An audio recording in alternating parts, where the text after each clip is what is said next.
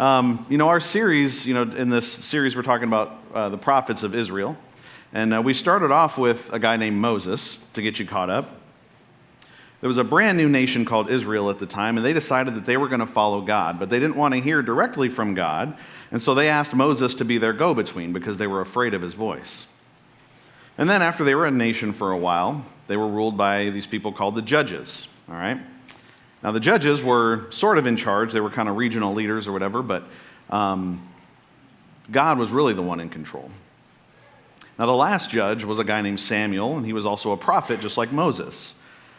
But after him, the political side of things, the political power was turned over to kings. So they actually had their first king after that. It was a guy named Saul. Then it went to David, and then it went to Solomon. And after Solomon, they couldn't agree on who was going to be king, and so Israel split into two nations. Israel was in the north, Judah was in the south. Now, eventually, Judah would see one of the worst kings of all time. This is a guy that we started looking at last week. Anybody remember his name? Ahab, all right? Now, Ahab had an equally, if not more, terrible wife, and her name was Jezebel.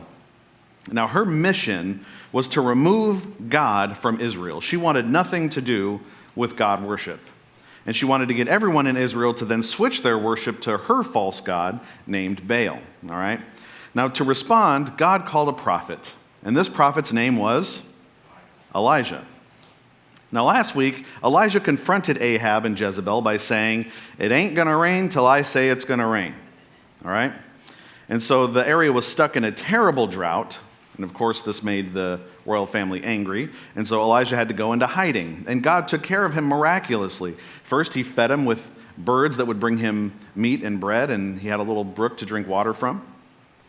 But then as that started to run dry, Elijah head up to Tyre and Sidon, which is actually where Jezebel was from, okay? Now there he lived with a widow, and God sustained them miraculously by filling her jars with flour and oil every day. Then her son died, but Elijah asked God to resurrect the boy, and God did that, okay? And today, that's where we're taking over from, all right? Elijah's going to leave that area, and he's going to go back, and he's going to face Ahab and Jezebel head-on, who have been searching everywhere for him. So if you're following along with your sermon notes this morning, today's message is called Elijah Part 2. And we're still in the books of 1st and 2nd Kings, which again is just really one book that they had to split into two scrolls because they couldn't fit all the text in one gigantic scroll. So God tells Elijah, go back and make it rain. And as Elijah goes back towards the king, right, he sees an old friend. This guy's name is Obadiah, and Obadiah is a good dude, all right? Obadiah was a godly man. He loved the Lord, but he also worked for the evil king. So when this witch, Jezebel, starts killing all the prophets of God, Obadiah steps in and tries to save them. He took 100 guys that she wanted to kill, and he hid them in caves, and he took care of their sustenance. Right? So he took care of these prophets of God because he was a good guy. Well, now the kingdom is in trouble because obviously there's this famine. It's getting really bad, and their animals are starting to die because they have no way to feed them. And Ahab tells Obadiah, hey, I'm going to go this way, and I'm going to look for water and grass to try to keep some of these animals alive. You go that way, and you look for some grass or some water to help take care of the animals. Maybe we'll be able to save some. And so Obadiah leaves the king, and he starts looking for somewhere, and here comes old Elijah walking up to him. And Obadiah falls on his face before Elijah, and he says, is it you? And Elijah says, yep. Now go tell Ahab I'm here. And Elijah says, no way. I'm not going to be the one to tell the king that I saw you. The king has been looking everywhere for you. Matter of fact, he makes all of the kings around our kingdom swear an oath that they aren't hiding you because he really wants to find you.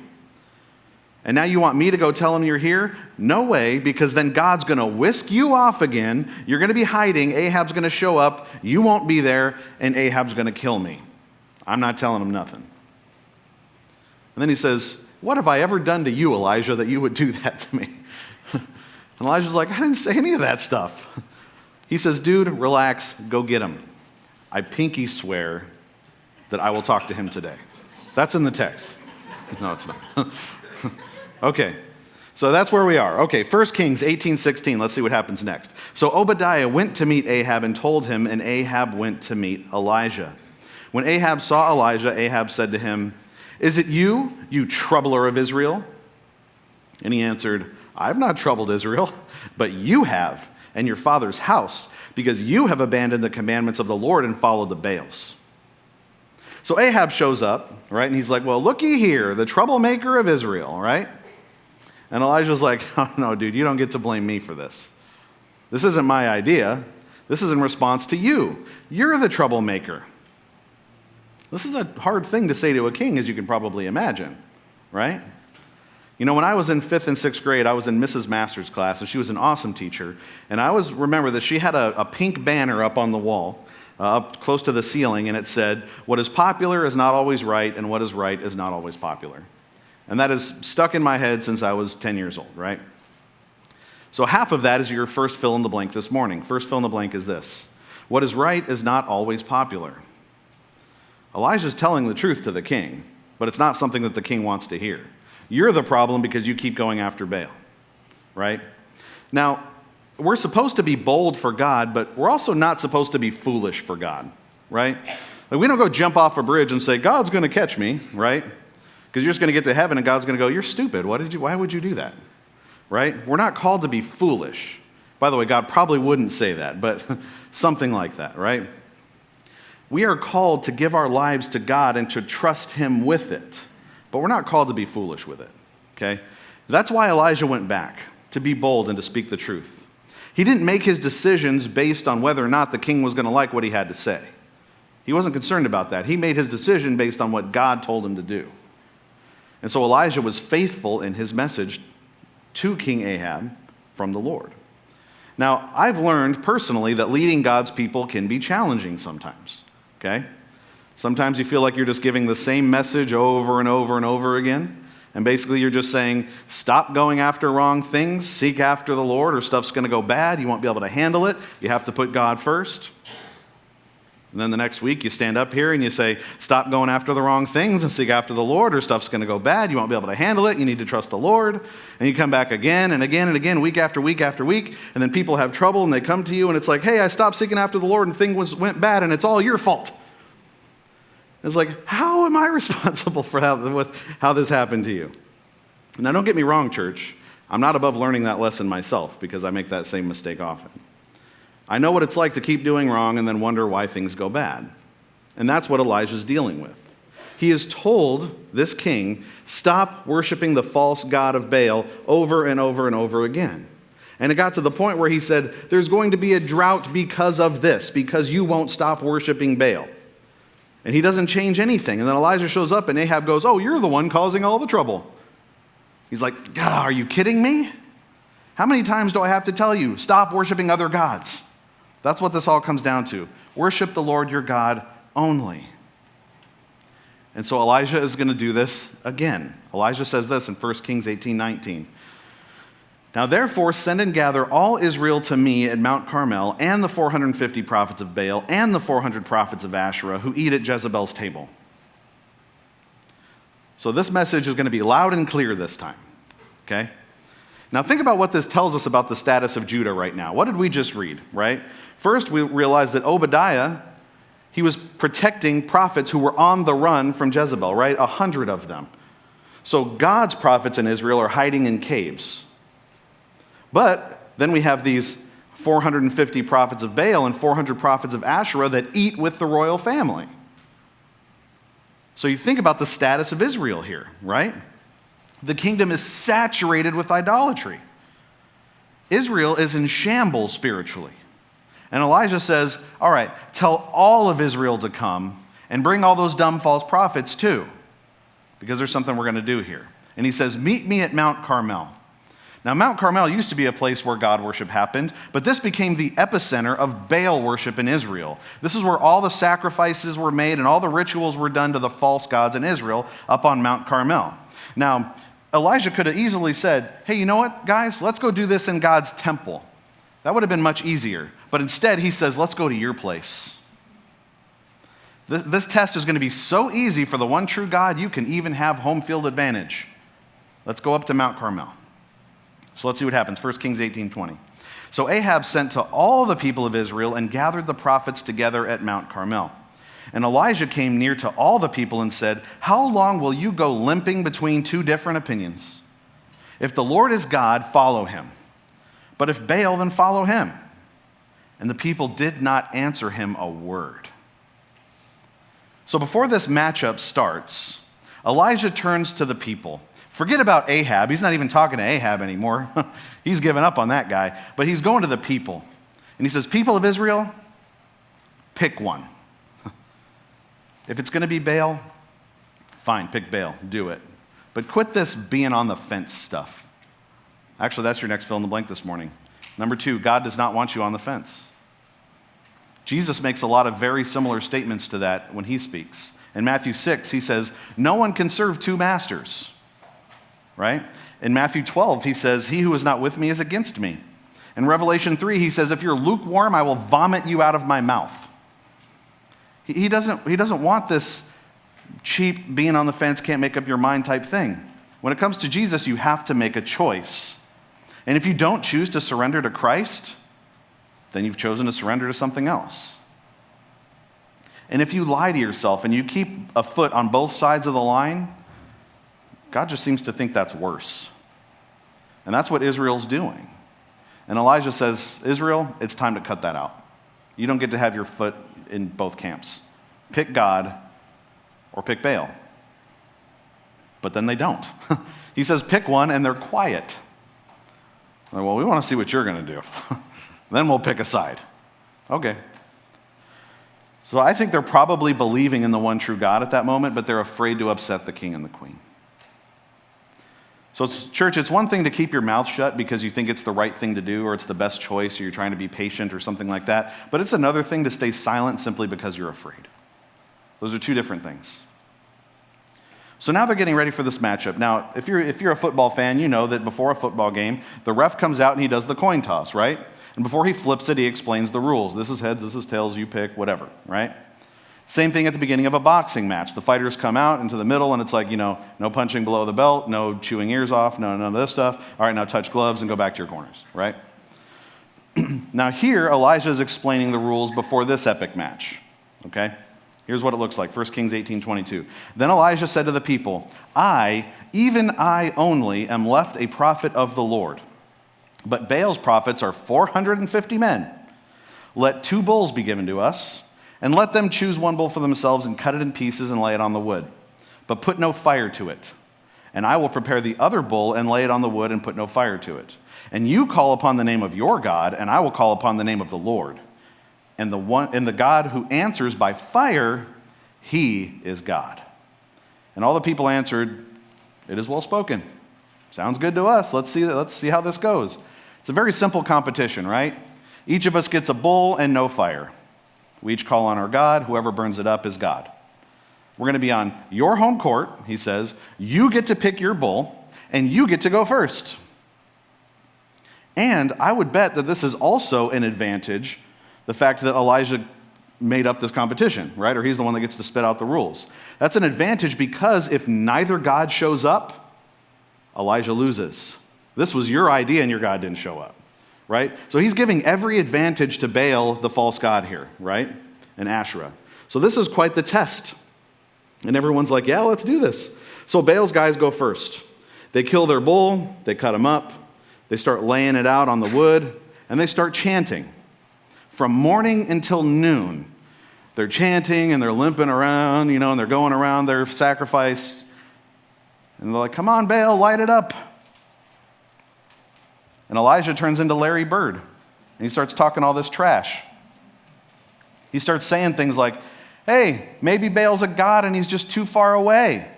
You need to yell louder. Or maybe he's just really smart and he's busy thinking. Or maybe he's going potty. Or maybe he just took a trip. Maybe he's taking a nap and you need to wake him up. I didn't make those up. That's in the scripture. And these guys take it up to the next level. They start cutting themselves and bleeding all over, trying to get Baal to come light this thing up. And now it's almost 3 o'clock in the afternoon. They've been going all day. And they just keep on acting crazier and crazier and crazier. But Baal is silent. He's not there. And Elijah's like, all right, it's God's turn. 1 Kings 18:30. Then Elijah said to all the people, come near to me. And all the people came near to him, and he repaired the altar of the Lord that had been thrown down. Elijah took 12 stones, according to the number of the tribes of the son of Jacob, to whom the word of the Lord came, saying, Israel shall be your name. And with the stones he built an altar in the name of the Lord, and he made a trench about the altar as great as would contain 2 seahs of seed. So Elijah puts God's altar back together up on Mount Carmel. And it's fairly small, right? He digs a trench around this stack of rocks that'll hold about 3.5 gallons of water, okay? So imagine it's probably a pretty small trench, okay? He stacks up these 12 rocks. He lays down some wood, and he lays the bull pieces on it, okay? And then he gives Baal yet another advantage. He says, go get me 4 jars of water. And he pours the water all over the offering and all over the wood. I don't know if you know this, church, but water isn't good for burning things. And all this water runs down into that trench. And then he says, go refill those jars again. And so they fill it, bring it back, and they do it again. And then he says, go do it again. Brings another 4 jars. So this thing is soaked. There is no way this is going to burn. And not only that, in the middle of a drought, he just dumped out a whole bunch of water. Do you think people are happy about that decision? Okay. So this thing is soaked. There's no way it's going to burn. He's just dumped out all this water. He's given Baal every advantage, right? And now he's going to start the big show. Here comes the big moment. And what does he do to start this big moment? He comes near to the Lord and he prays. Here's your next fill in the blank, church. Prayer is the best way to start something important. It's the best way to start anything. Anytime you need to seek the Lord, he's only as far away as you bowing your head. Ask yourself a question. Honestly, ask yourself. Before I start something, how often do I begin that something with prayer? A lot of us, we pray before we go to bed, or we pray before we leave the house, or we pray before we have dinner, right? But we can pray at any time for anything. God is that close. He's so close that he wants to hear from you. And he wants us to turn to him first. He doesn't want us to do everything alone all the time. Church, if your life has been disappointing, you have to consider, where does your strength come from? Do you lean on God, or do you just try to do it yourself? And you might be thinking, oh man, I ask God for stuff all the time. Yeah, but are you asking for him to provide for you so you could do it your way? Or are you seeking him to take care of you and everything that you need? Church, if you want godly results in your life, God has to be in charge of your life. And you have to communicate with him. So let's check out how Elijah turns to God before starting this competition. 1 Kings 18:36. And at the time of the offering of the oblation, Elijah the prophet came near and said, O Lord, God of Abraham, Isaac, and Israel, let it be known this day that you are God in Israel, and that I am your servant, and that I have done all these things at your word. Answer me, O Lord, answer me, that this people may know that you, O Lord, are God, and that you have turned their hearts back. Elijah says, God, let me rock the house and make everybody else look like an idiot. No, that's not what he says. He says, God, remind everyone here that you're God. Let us all know that you are God alone. Let them know that this isn't me, but I'm only doing what you have told me to do. And God responds, 1 Kings 18:38. Then the fire of the Lord fell and consumed the burnt offering and the wood and the stones and the dust and licked up the water that was in the trench. And when all the people saw it, they fell on their faces and said, the Lord, he is God, the Lord, he is God. Imagine for a second, church, if someone stood up here and they soaked a bull and some wood, and fire came down and just burnt up the bull and the wood and the rocks and the water and the dust. And all that's left is this little ring of trench that is now completely dry. Imagine if you actually saw that. How much terror would shoot through your body the moment you saw that? And now everyone in Israel who showed up for a little bit of a showdown is now petrified at what they have seen.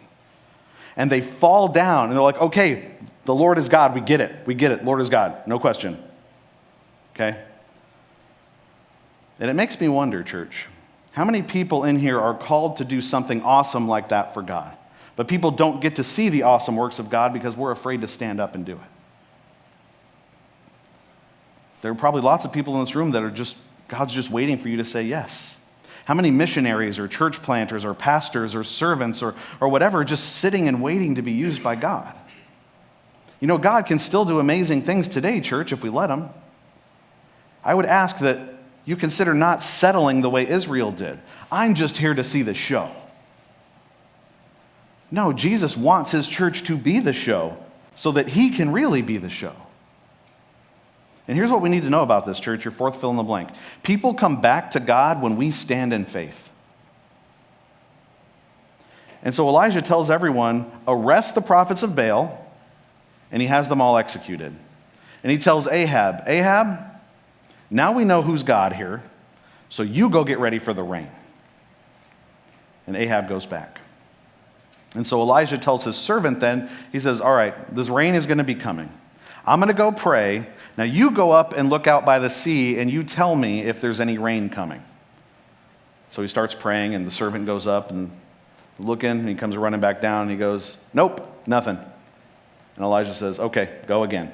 So he runs back up the hill, and he's looking. Okay, he comes back, nothing. And Elijah says, okay, go back. And the dude's like, oh my gosh. So he runs back up there 7 times, back and forth. And finally he comes back and he goes, you know, there's like a little cloud. It kind of looks like a hand coming up in the back of the sea there.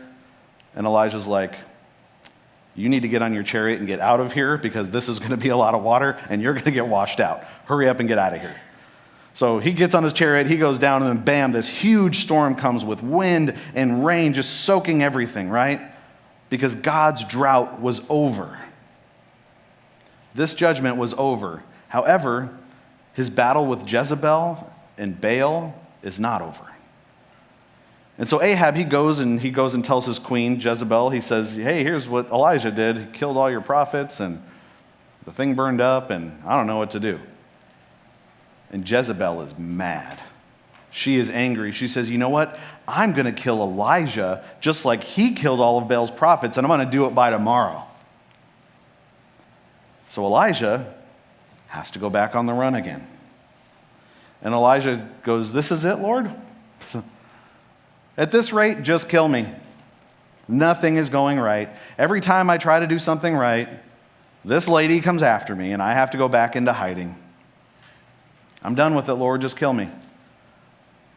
And here's how God responds. 1 Kings 19:9. It says, there he came to a cave and lodged in it, and behold, the word of the Lord came to him. And he said to him, what are you doing here, Elijah? He said, I've been very jealous for the Lord, the God of hosts. For the people of Israel have forsaken your covenant, thrown down your altars, and killed your prophets with the sword. And I, even I, am the only one left. And they seek my life to take it away. Now, church, I've felt the way Elijah feels here before. I don't know if you have. Where you just watch too much news or read too much social media or spend too much time in your own head, and you start thinking, well, the world is horrible. I've tried to do everything right. I'm the only person that cares about God anymore. It's all me. I'm the only one left. And the funny thing is when Elijah starts talking like that, God doesn't even respond to it the first time. So he decides to go ask him again, what are you doing here? But he does it in a very special way this time. God says, go out and stand by the mountain and get ready to meet God. 1 Kings 19:11. And he said, go out and stand on the mount before the Lord. And behold, the Lord passed by, and a great and strong wind tore the mountains and broke in pieces the rocks before the Lord. But the Lord was not in the wind. And after the wind, an earthquake, but the Lord was not in the earthquake. And after the earthquake, a fire, but the Lord was not in the fire. And after the fire, the sound of a low whisper. Now, if you're reading a different translation, this might say, a still small voice. You've probably heard that phrase before.